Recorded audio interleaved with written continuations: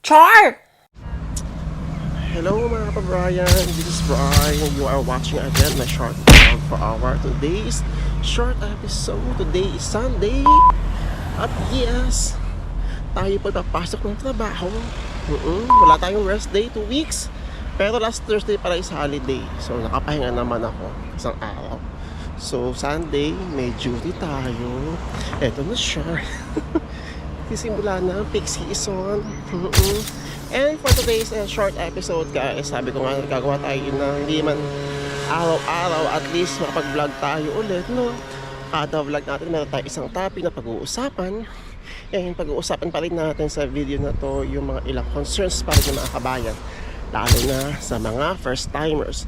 Again, for the first timers ulit. So welcome po sa ating channel, sa mga platforms natin. Welcome po. I hope na nakatulong po ang mga ilang videos na ina-upload ko sa inyong mga future applications na punta rito. Ayan. But before anything else, if you haven't yet subscribed, hinihingan lang agad ako. And if you are new to this channel, please help me to reach 14,000 subscribers. Maraming salamat po mga kababayan sa lahat po ng mga support. Sa mga namimit ko po mga share po ng ating Magic Payong. Wala akong pakialam po pag tingin na nila ako dito. Bahala kayo. Nakakapagod ng mangitim. Ayan. So tayo po ay naglalakad na. Punta na ang trabaho. Yes. So kahapon namin ko yung pinsan ko dito. Ngayon sila ay nasa boss niya. Yeah. Diba? Ang sarap sa feeling na ma-reunite ka sa talagang pinsang mo talaga sa Pilipinas. Sag-amin lang din siya. Galing sila ng UK. Yeah. So meron silang ilang araw dito. Ngayon sila ay nagde-day tour sa Bosnia, Montenegro, sana all. Yeah. So I will try na short week up lang kami kahapon. Pero kapag natapos na yung mga day tours nila, pag may panahon pa, magbabanting kaming dalawa. Anyways, ganito, ayan, sa mga nagtataka po bakit ako may duty na Sunday. Akala ko pa pag Sunday sarado ang supermarket. Yes, tulad nito, itong branch na to sarado. Bakit kami ay bukas? So again, uulitin ko po, sa batas po dito sa Croatia, kung kayo ay magpupunta dito, mag-work kayo bilang isang sales attendant sa mga supermarkets, sa batas po ng Croatia, may 16 Sundays, may 16 na linggo po na pwedeng magbukas ang mga supermarkets dito. Pero hindi siya sabay-sabay guys. I don't know paano yung plan, pero hindi siya sabay-sabay. So depende yan sa company kung sino magbubukas ng ganito, ganyan, anong branch, ganyan. But I think maraming mga nakabukas ngayon malapit dun sa area ko. Yes. So pag ganoon, medyo pinalad tayo sa ganoon. Kasi meaning hindi tayo dadagsain ng mga customers. Yes. So ito po ba ay double pay? Yan. Paano po yung mga walang rest days? Okay. So bayad po itong Sunday na duty ko. And 50% ba? I don't know. No. Normal duty. Hindi ko nalimutan ba set up po dito. Basta bayad to. Iba yung iba yung pina-duty ka lang talaga ng Sunday sa ibang shop. Pero close naman talaga kayo. Pero pag ganito, ibang pay ata to. 100% pa rin to. Yes, double pay kung doon nagkakampo. Double pay ba? Basta hindi ko na alam. Basta bayad siya. Ayun. So, kung wala kayong rest days, ayan, bayad din po yun. Sa case ko, bayad yung no rest days ko. Yan. Case to case basis siya kung paano yung magiging setup ninyo. Yung iba kasi, kapag walang rest days, ginagawa yung offset. So, babawiin niya ng winter season. Iniipon ng amo ninyo. Iipunin ninyo yung mga panahon hindi kayo nakapag-rest days, tapos idadagdag sa annual leave ninyo. May mga ganong cases. And yun ang pinaka-challenge pag linggo sa part ko, lalo na paghapon talaga. Nakita niyo na ba yung recent vlog ko? Dagsa talaga sila as in. Ang dami, patak ng alasyente. Sobrang daming tao. And Sunday, since hindi naman 100% bukas sa mga supermarkets, although may mga ilan lang open, i-expect natin na busy pa rin tayo ngayong araw. Yes. So, ang pag-uusapan natin sa vlog natin na to, bukod sa duty ng Sunday, ay yung mga concerns sa mga, lalo na sa mga nasa Middle East. Yes, nasa labas na Pilipinas. Yung concern niyo na paano po sir, kapag lumabas na yung visa, pwede po bang mag-extra ng stay sa Middle East? Let's say for example, ako another 1 month bago lumipat papunta rito. Okay, nag-uusapan natin yan. Actually, muntik ko na din siya ma-experience before pumunta ako dito dahil nag-request ako sa agency na kung pwede, napaaga kasi labas ng papers ko, pero minadali ko sila. Tapos nung lumabas na yung visa ako, may hirit pa ako na baka pwede muna ako mag-stay pa ng ilang araw sa Qatar, ilang weeks pa. So pag-uusapan natin yun, case to case basis siya guys. Let's say for example, lumabas na yung visa ninyo, pero kayo ay hindi pa ready lumipad dito. May mga agencies and employers naman na nakakaintindi and talagang nakikiramdam, lalo at aware naman sila yung mga separation pay, ayan, yung mga iba, may mga ganun, mga pay sa Middle East, aware sila sa mga ganyan. May mga employers or agencies na pinapayagan yung aplikante na bigyan ng ilang palugit. Pero you have to understand also na may mga employers na hindi, pag sinabi nilang lilipat ka na ganitong araw, kailangan mong lumipad. Bakit? Hindi naman sila basta-basta lang papalipad guys.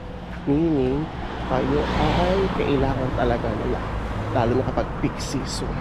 So ipagdasal talaga natin na pumatak sa releasing day ng mga visas natin yung eksakto araw talaga, yung tipo na kuha natin yung separation phase natin, no? Kasi hindi rin naman kasalanan ng employers or ng agency na ganun yung magiging setup, ganun yung magiging sitwasyon. So again, we have to understand both parties, ha? And siguro daanan nyo lang sa maayos na usapan. Yung mga amo naman dito, napapakiusapan naman yung mga yan. Marunong ano yan, tawag bang perfect yun doon, nakikiramdam. Nadaan niya sa maayos na usapan. Ay nakalala, basta ipag-pray nyo lang talaga na lumabas sa tamang panahon. Yung mga documents na hinihintay ninyo. Ayan, tayo po ay nasa part na. Diba?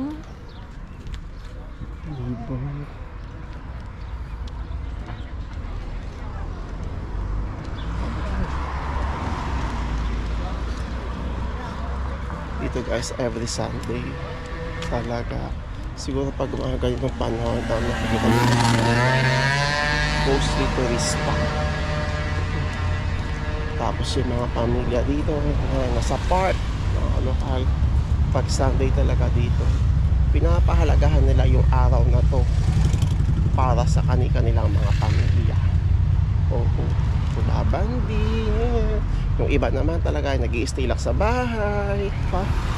Alam na lang. Nakakapagod. Actually 2 days ako nag-struggle. Kasi ewan ko ba, siguro dahil sa init ng panahon, 2 araw talaga sumakit yung ulo ko. Tapos medyo nahihilo pa ako baka sa panahon, pero nadaan naman sa gamot. So ngayon medyo okay na ako, pero paggising ko kanina masakit talaga ng ulo ko pa rin. Buti na lang meron pa akong isang gamot na inom ko na siya. Yes, ito, supermarket ito, bukas to. Ayan. So at least hati. Kasi pag ganitong kami lang nakabukas, Diyos ko, kahapon talaga pinagsakam sa agad. Grabe yan.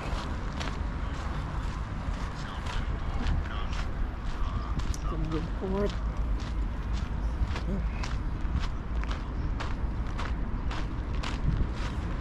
Sa bumala. Pag may pera. No. Ayan guys. Lapit na po tayo sa work natin. Short vlog lang ulit to guys ha. Basta every video natin pag-uusapan tayo isang topic. Speaking of topic, ito, isang topic pa, last na to. Marami rin nagtatanong sa akin kung pwede ko ba mag part-time dito. Okay. Actually pwede guys. Wait lang. Palampasin ka natin ito mga pwede. Pwede kayo mag part-time, pero part-time at your own risk. Siyempre, hindi naman ninyo aamin sa employer ninyo na nagpa-part-time kayo, diba? And kahit saan naman talaga, sa mata ng batas talaga, yung kung may contract ang piniramahan, doon ka lang naman talaga dapat nakatrabaho. Pero since may mga nag-o-offer ng part-time, pinapatos natin yan. Siguro ano lang tayo, part-time sa mga restaurants. Ayan, diyan madalas ang mga background check. So yung mga security, mga nagche-check ng mga documents. So konting ingat lang kayo sa mga ganun. Kasi hindi talaga natin alam kung kailan sila darating para i-check yung mga documents. Pag nalaman nila na hindi kayo documented sa trabaho na yun, penalty kayo. Short vlog lang to. Ayoko pahabain ulit dahil may work pa tayo. And kung may maisip ako isang content, ayan, bago tayo umuwi, mag-vlog ulit tayo. Oo, so thank you so much sa pagsama sa akin. Nandito na ako guys. Tingnan nyo naman, pilak-pilak sila. Yate pa lang yan. Wala pa yung cruise ship sa likod. So maraming salamat sa pagsama sa ating short vlog for today. If you have any more questions or suggestions, comment ko lang. Malay nyo yun ang ating maging next content sa ating channel. Yes. So mag-work muna talaga ako nung malala ngayong araw na to. And then bukas pasok ulit. Siyempre makakilala tayo isang araw, weekdays ulit. Kasi kailangan ko talaga ng pahinga. Hindi ako sa nag-i-inarly guys. Kailangan ng katawan ko yung pahinga. Kasi nakibig ko talaga yung pagod. Okay guys, ito na po. Nakabihis na ako. At tayo ay magtatrabaho na ulit. So may mga ilang binili lang naman sa akin yung amo ko. Tapos buti na lang talaga ang daming bukas sa store ngayong araw. So mag-refill lang ako. Mag-check lang ako ng mga ilang pwede kong ma-check. Tapos yun lang, mamaya mga before 6 or 7 dadagsa na yung mga tao dito. Ganun naman lagi yung pick hour namin. We will see today Sunday. Yes, kasi most of the tourists din talaga pag itong Sunday talagang dagsa rin sa Old Town. Napakadaming tao sa Old Town for sure. So yun lang, thank you so much sa pagsama sa ating short vlog for today. I hope nagkaroon po kayo ng idea. Pasensya na kayo guys. And buti pa si Bibek bakasyon. Wala akong bakasyon. Sorry. Yun lang. So thank you so much for watching. If you have any questions or suggestions, comment nyo lang. Malay nyo yung ating maging next content sa ating channel. Again, please help me to reach 14,000 subscribers and please don't skip ads. Maraming salamat po and see you soon po dito sa Croatia. Ciao! Anong magagawa?